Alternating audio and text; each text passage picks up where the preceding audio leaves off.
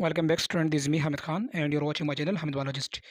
आज के इस प्रेजेंटेशन वीडियो में हम डिस्कस करेंगे डायवर्टिकुलर डिजीज़ को कि डायवर्टिकुलर डिजीज़ क्या होते हैं। डायवर्टिकुलर डिजीज़ के हम पैथोफिजियोलॉजी, कॉजेस, मैनिफेस्टेशन और इसके अलावा नर्सिंग इंटरवेंशन और डायग्नोसिस को डिस्कस करेंगे। तो आइए इस टॉपिक को स्टार्ट करते हैं। सबसे पहले हम डायवर्टिकुलर को समझेंगे कि डायवर्टिकुलर क्या होते हैं। बेसिकली जो इंटेस्टाइन होते हैं, स्मॉल इंटेस्टाइन और अमूमन लार्ज इंटेस्टाइन, जिसे हम सिग्मोइड कोलोन कहते हैं, एक पोर्शन होते हैं। उनके जो इंटरनल म्यूकोज़ा लाइनिंग होती हैं, वो म्यूकोज़ा लाइनिंग कमज़ोर पड़ जाती है वीक जगह से, गैसेस की वजह से, इसके अलावा एसिड सिक्रीशन की वजह से और क्रॉनिक कंस्टिपेशन की वजह से। जब वो कमज़ोर पड़ते हैं तो उसके ऊपर इंटरनल जो ल्यूमन प्रेशर होता है, वो प्रेशर इंक्रीज़ हो जाता है और उस प्रेशर की वजह से छोटे-छोटे पैकेट इंटेस्टाइन के बाहर साइड पर जो है डेवलप हो जाते हैं और उस छोटे-छोटे पैकेट्स को हम डायवर्टिकुला कहते हैं। जैसे कि इस पीपीटी में लिखा है कि डायवर्टिकुलर डिजीज़ जो कंसिस्ट होते हैं इनर लेयर्स ऑफ इंटेस्टाइन्स, वो इंटेस्टाइन्स के जो इनर लेयर होते हैं जिसे हम ल्यूमन कहते हैं, जो म्यूकोज़ा और सब म्यूकोज़ा होते हैं, वो जब उसके ऊपर अंदर से इंटरल्यूमिनल प्रेशर पड़ता है तो वो छोटे-छोटे पैकेट की शक्ल में बाहर की तरफ मूव कर जाते हैं और उस छोटे-छोटे पैकेट्स को हम डायवर्टिकुला कहते हैं। ये डायवर्टिकुला जो है छोटे-छोटे पैकेट्स पर मुश्तमिल होते हैं और जो कि इंटेस्टाइन के बाहर की तरफ जो है प्रेशरफुली, यानी कि प्रेशर के साथ बाहर उभर जाते हैं, जिसे हम डायवर्टिकुला कहते हैं। और इस डायवर्टिकुला की वजह से 3 किस्म के डिजीज़ जो हैं वो कॉज़ हो जाती हैं। सबसे पहले डायवर्टिकुलोसिस है, सेकंड डायवर्टिकुलर ब्लीडिंग है और थर्ड जो है डायवर्टिकुलाइटिस है। तो हम सबसे पहले डायवर्टिकुलोसिस को डिस्कस करेंगे। Diverticulosis basically formation of diverticula, यानी कि छोटे-छोटे पैकेट का सबसे ज़्यादा, यानी कि न्यूमरस अमाउंट में वो छोटे-छोटे पैकेट जब नमूदार हो जाते हैं, डेवलप हो जाते हैं इंटेस्टाइन के आउटर पोर्शन पर, तो इस कंडीशन को हम डायवर्टिकुलोसिस कहते हैं। डायवर्टिकुलोसिस की साइज़ जो है पी साइज़, यानी कि मटर के दाने की तरह इसकी छोटी सी बिल्कुल स्मॉल साइज़ होती है और इसके अलावा इनर साइड, यानी कि जो इसका इंटरनल स्ट्रक्चर होता है वो एम्प्टी होता है, खाली होता है। ये जो इंटेस्टाइन की कमज़ोर साइड होती है, जहाँ पर गैसेस के छोटे-छोटे स्पॉट्स लग जाते हैं और उसके ऊपर जब प्रेशर पड़ता है कब्ज़ के दौरान, यानी कि क्रोनिक कंस्टिपेशन के दौरान, तो इंटेस्टाइन का जो इनर लेयर होता है वो प्रेशर के साथ बाहर की तरफ मूव हो जाता है और यहाँ पर न्यूमरस अमाउंट ऑफ डायवर्टिकुला, यानी कि एक पैकेट को, एक छोटे पाउच को हम डायवर्टिकुला कहते हैं और न्यूमरस यानी कि लातादात को हम डायवर्टिकुलोसिस कहते हैं। डायवर्टिकुलोसिस जो है ये कंस्टिपेशन से होता है, लो फाइबर डाइट से होता है और अमूमन जब ड्यूरिंग बाउल, यानी कि बाउल मूवमेंट के दौरान जब फोर्स पड़ता है इंटेस्टाइन के ऊपर कंस्टिपेशन में, तो ये इसकी सबसे बुनियादी वजह यही है और अमूमन ये सिग्मोइड कोलोन पर डायवर्टिकुलोसिस की फॉर्मेशन होती है। इसके बाद डायवर्टिकुलर ब्लीडिंग की बात करें तो डायवर्टिकुलर ब्लीडिंग जो सिग्मोइड कोलोन होता है और इसके अलावा लार्ज इंटेस्टाइन जो कोलोन होता है, उसके अंदर छोटे-छोटे कैपिलरीज़ पाई जाती हैं।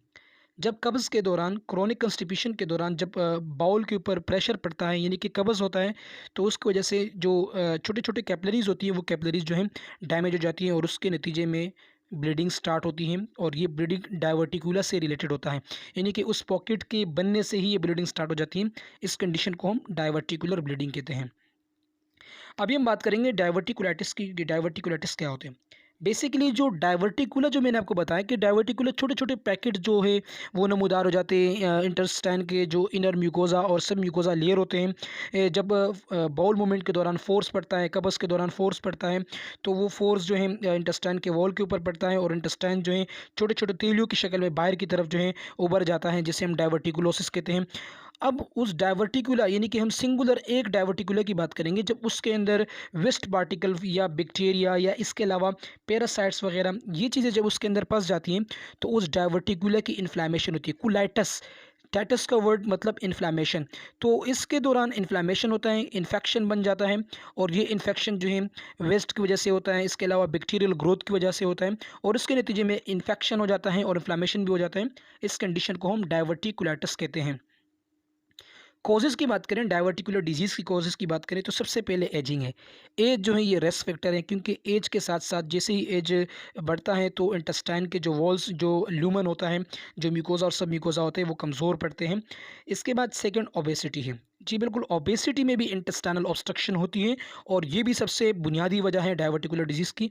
थर्ड पर स्मोकिंग है। स्मोकिंग की वजह से एब्डोमेन के अंदर गैसेज़ की डेवलपमेंट होती है और वो गैसेज़ जो है इंटेस्टाइन के ल्यूमन को डिस्टर्ब करते हैं, इंटेस्टाइनल के म्यूकोज़ा और सब म्यूकोज़ा लेयर को डिस्टर्ब करते हैं, कमज़ोर कर देते हैं। इसके बाद लैक ऑफ एक्सरसाइज, एक्सरसाइज यानी कि फिजिकल इनएक्टिविटी की वजह से भी डायवर्टिकुलर डिजीज़ हो सकती है।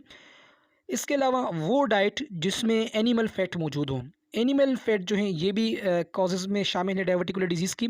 इसके अलावा लो फाइबर डाइट यानी कि अपन जो हम खाते हैं उसके अंदर फाइबर की अमाउंट बिल्कुल कम होती है और इसकी वजह से स्टूल जो होता है वो बिल्कुल हार्ड हो जाता है और उसको पास करने में दुश्वारी होती है, दिक्कत का सामना करना पड़ता है, जिसकी वजह से इंटेस्टाइनल प्रेशर डेवलप हो जाता है और इंटेस्टाइन के बाहर छोटे छोटे गुब्बारे नमूदार हो जाते हैं, जिसे हम डायवर्टिकुलोसिस कहते हैं। इसके अलावा कंस्टिपेशन है, ज़ाहिर सी बात है जब हम लो फाइबर डाइट लेंगे, इसके अलावा हाई एनिमल फैट लेंगे, एक्सरसाइज नहीं करेंगे, स्मोकिंग, इसके अलावा ओबेसिटी मोटापा हो और इसके अलावा एज भी ज़्यादा हो, तो इसके नतीजे में डायवर्टिकुलर डिजीज़ जो हैं ये रिस्क पर होता है। इसके बाद प्रेशर ऑन स्ट्रेन यानी कि प्रेशर या स्ट्रेन कोलोन के ऊपर, यानी कि पखाना करते वक्त, स्टूल पास करते वक्त इंटेस्टाइन के ऊपर फोर्स करना, ये भी बुनियादी वजूहात में शामिल है। इसके अलावा कुछ ऐसे मेडिकेशन है जो इंटेस्टाइन के अंदर ऑब्स्ट्रक्शन पैदा करती है, जो कि रिस्क पर ले जाते हैं पेशेंट्स को, जिसमें स्टीरॉयड्स और इसके अलावा ओपियोइड्स मेडिसिन शामिल है। पैथोफिजियोलॉजी की बात करें तो लो फाइबर डाइट हम लेते हैं, वो लो फाइबर डाइट हमें क्रॉनिक कंस्टिपेशन में मुब्तला कर देता है। क्रॉनिक कंस्टिपेशन की वजह से हमारे इंटेस्टाइन के ऊपर प्रेशर पड़ता है बाउल मूवमेंट के दौरान। जब प्रेशर पड़ता है तो मस्कुलर हाइपरट्रोफी होता है, सेल के साइज जो इंक्रीज़ हो जाता है और मस्कुलर हाइपरट्रोफी होने के बाद जो इंटरनल ल्यूमिनर सेल्स होते हैं, यानी कि जो म्यूकोजा और सब म्यूकोजा होते हैं, उसकी हार्नेशन होती है, यानी कि उसकी डिसलोकेशन होती है, बाहर की तरफ इंटेस्टाइन के आउटर वॉल में गुब्बारों की तरह वो नमूदार हो जाते हैं और इसके नतीजे में डायवर्टिकुलर डिजीज़ कॉज हो जाती है। मैनिफेस्टेशन ऑफ डायवर्टिकुलर डिजीज़ की बात करें तो मैनिफेस्टेशन यानी कि इसके ज़ाहिरी अलामात क्या होंगे, तो सबसे पहले इसमें पेन शामिल है और ये पेन का कांस्टेंट भी होता है और इसके अलावा ऑनसेट भी होता है, मुस्तकिल भी होता है, कभी कभार भी आ सकता है और कई दिनों तक होता है। इसके अलावा लोअर एब्डोमिनल साइड यानी कि जो लोअर एब्डोमिनल साइड है जिसे हम सिग्मोइड कोलोन कहते हैं, उस साइड पर जो है अमूमन दर्द होता है। इसके अलावा नोज़िया, मतली, उल्टी वगैरह, टेम्परेचर, एब्डोमिनल टेंडरनीस यानी कि पेट को हाथ लगाने से सेंसिटिविटी होती है, पेन महसूस होता है और इसके अलावा कॉन्स्टिपेशन, फ्रीक्वेंट यूरिनेशन, पेशाब का बार बार आना, पेनफुल यूरिनेशन और इसके अलावा ब्लीडिंग फ्रॉम द रेक्टम यानी कि रेक्टम से ब्लीडिंग, ये तमाम इसके मैनिफेस्टेशन में शामिल है। मेडिकल मैनेजमेंट की बात करें तो मेडिकल मैनेजमेंट क्या है, सबसे पहले रेडियोग्राफी और इसके अलावा हीमाटोलॉजिकल कन्फर्मेशन, यानी कि हीमाटोलॉजिकल का मतलब कि हम सबसे पहले खून की टेस्ट करेंगे और रेडियोग्राफी का मतलब इसके एक्सरे वगैरह करेंगे कि आया इंटेस्टाइन के अंदर इन्फ्लामेशन है कि नहीं। इसके अलावा कुछ एंटीबायोटिक्स हम देंगे इब्तदाई तौर पर और इसके अलावा लेग्जेटिव्स वगैरह देंगे ताकि मोशन जो स्टूल की मूवमेंट है वो थोड़े से रिलैक्स हो जाए और बिल्कुल फ्री हो जाए। इसके बाद हम एंटासिड देंगे ताकि इंटेस्टाइन और स्टमक के अंदर एसिड जो है, तेज़ाबियत जो है वो कम हो जाए। इसके अलावा बॉल रेस्ट हम देंगे, पेशेंट को रेस्ट यानी कि पेशेंट को बेड रेस्ट देंगे। इसके अलावा डाइट को जो है हम लिमिट करेंगे तब तक जब तक दर्द की शिद्दत में कमी ना होती है और इसके अलावा डाइट की हम मॉडिफिकेशन करेंगे, यानी कि प्रॉपर डाइट देंगे, फाइबर भी यानी कि एक किस्म का बैलेंस डाइट देंगे ताकि कंस्टिपेशन ना हो। सर्जिकल मैनेजमेंट में जो कोलोन का अफेक्टेड एरिया होता है जहाँ डाइवर्टिकुलोसिस की फॉर्मेशन होती है उसको रिमूव किया जाएगा और इंटेस्टाइन को दोबारा जोड़ा जाएगा, जिसे हम एनास्टोमोसिस कहते हैं। और इसके अलावा यहाँ पर आप एनास्टोमोसिस भी देख सकते हो और डाइवर्टिकुलर भी देख सकते हो स्टेज 1 और स्टेज 2 पर, यानी कि छोटे छोटे पैकेट जो नमूदार हुए हैं, ये पैकेट जो हैं डाइवर्टिकुलोसिस है और इसको इंडोस्कोपी के ज़रिए भी यानी कि एक किस्म का कैमरे के ज़रिए भी इसको ऑब्ज़र्व किया जाता है। नर्सिंग इंटरवेंशन की बात करें तो पेशेंट को जो है एजुकेट करना है, डाइट के हवाले से पेशेंट को बताना है कि क्या क्या डाइट लेना है, पेशेंट को एक्सरसाइज के बारे में बताना है, पेशेंट की जो वो डाइट जिसके अंदर फाइबर हो यानी कि increase fibre in the diet including grain, fruits, vegetable and fibres, यानी कि पेशेंट को इनकरेज करना है कि वो सब्जियों का इस्तेमाल करे, फ्रूट्स और इसके अलावा वेजिटेबल्स का इस्तेमाल करे और वो खुराक खाए जिसके अंदर फाइबर्स की अमाउंट ज़्यादा हो। इसके अलावा पेशेंट को फ्लूइड इंटेक के बारे में बताना चाहिए कि वो ज़्यादा से ज़्यादा फ्लूइड इंटेक करे। इनपुट और आउटपुट चार्टिंग बनाना चाहिए कि पेशेंट कितना इनपुट ले रहा है और कितना आउटपुट दे रहा है। इसके अलावा वाइटल साइंस इंक्लूडिंग पेन, ये तमाम तरह चीज़ें, टेम्परेचर और इसके अलावा पल्स रेट, हार्ट बीट, ये तमाम चीज़ें पेशेंट की नोट करनी होगी। और इसके अलावा स्टूल को ऑब्ज़र्व करना होगा, यानी कि स्टूल के अंदर ब्लड तो नहीं आ रहा, स्टूल के अंदर कोई म्यूकस वगैरह तो नहीं आ रहा, ये सारी चीज़ें ऑब्ज़र्व करनी होगी। यूरिनरी पैटर्न को भी ऑब्ज़र्व करना होगा कि पेशेंट कितना इनपुट ले रहा है और कितना आउटपुट दे रहा है, यूरिन की अमाउंट किस कदर ज़्यादा है, कम है, यूरिन के अंदर ब्लड मौजूद है, ये सारी चीज़ें ऑब्जर्व करनी होगी। अगर सर्जरी पॉसिबल हो पेशेंट का इन केस ऑफ डाइवर्टिकुलर डिजीज़, तो जो ऑब्स्ट्रक्टिव यानी कि रूटीन को आपने ऑब्जर्व करना है। और इसके अलावा प्री ऑपरेटिव और post operative nursing care procedure, यानी कि ऑपरेशन से पहले पेशेंट को इनकरेज करना है, पेशेंट को रेडी करना है, और पोस्ट ऑपरेटिव यानी कि ऑपरेशन के बाद जो तमाम मैनेजमेंट है वो ऑब्जर्व करने हैं। इसके अलावा कोलोस्टोमी केयर, पेशेंट को जो है केयर प्रोवाइड करना है। कोलोस्टोमी यानी कि जैसे आपको बताया कि कोलोन की जो अफेक्टेड एरिया होते हैं उसको रिमूव किया जाता है और फिर दोबारा कोलोन को जोड़ दिया जाता है, जिसे हम एनास्टोमोसिस कहते हैं। तो पेशेंट को जो है केयर प्रोवाइड करना है इस किस्म की सर्जरी के बाद। इसके बाद एनाल्जेसिक, एंटासिड और लेक्सेटिव मेडिसिन देने। एनाल्जेसिक वो मेडिसिन है जो पेन किलर होते हैं, और एंटासिड वो मेडिसिन है जो एसिड को यानी कि तेज़ाबियत को न्यूट्रलाइज करे। लेक्सेटिव्स वो मेडिसिन है जो इंटेस्टाइन के अंदर यानी कि पेरिस्टालसिस मूवमेंट को इम्प्रूव करते हैं और कॉन्स्टिपेशन से छुटकारा मिल जाता है इस मेडिसिन से। और इसके अलावा पेशेंट को जो इमोशनली सपोर्ट करना है, और पेशेंट को जो है पेरी एनाल केयर और इसके अलावा हाइजीन के बारे में बताना है कि वो हाइजीन का ज़्यादा से ज़्यादा इस्तेमाल करें।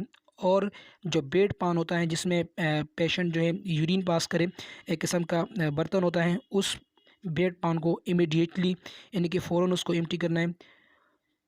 पेशेंट को मॉनिटर करना है कॉम्प्लिकेशन, उसके तमाम कॉम्प्लिकेशन जैसे कि इम्बैलेंस, ऑब्स्ट्रक्शन, एब्सिस, पेन वगैरह, इन तमाम चीज़ों को मॉनिटर करना है, ऑब्ज़र्व करना है। और रेगुलर एक्सरसाइज के बारे में बताना है, कम से कम 30 minutes in a day regular exercise must provide किया जाएगा नर्सेज़ के ज़रिए। Nursing diagnosis related to diverticular disease, किस तरह नर्स डायग्नोस करेगा? तो सबसे पहले पेशेंट डायरिया का कंप्लेंट करेगा और वो डायरिया रिलेटेड होगा इन्फ्लेम्ड इंटेस्टाइनल म्यूकोसा, यानी कि इंटेस्टाइन की म्यूकोसा की जो इन्फ्लेमेशन होगी उसकी वजह से पेशेंट डायरिया की कंप्लेंट करेगा। और इसके अलावा altered nutrition that is less than body requirement related to diarrhoea, यानी कि पेशेंट को डायरिया होगा और पेशेंट जो है लॉस ऑफ एपेटाइट में होगा, वो न्यूट्रिशन इम्बैलेंस का शिकार होगा। इसके अलावा पेशेंट पेन के बारे में बताएगा रिलेटेड टू इन्फ्लेम्ड बाउल, यानी कि इंटेस्टाइन की इन्फ्लेमेशन के ज़रिए पेशेंट जो है पेन की कंप्लेन करेगा। और इसके अलावा high risk of infection related to collection of faecal in diverticular, यानी कि जो डाइवर्टिकुलर छोटे छोटे पीसीज होते हैं उसके अंदर जो फीसिस होती हैं उसकी एक्युमुलेशन होती है, तो इस वजह से भी पेशेंट हाई रिस्क पर होता है इन्फेक्शन पर। सो बहुत बहुत शुक्रिया। In the next topic we will talk about the oesophageal cancer और इसोफेजियल ट्यूमर। अल्लाह हाफिज़।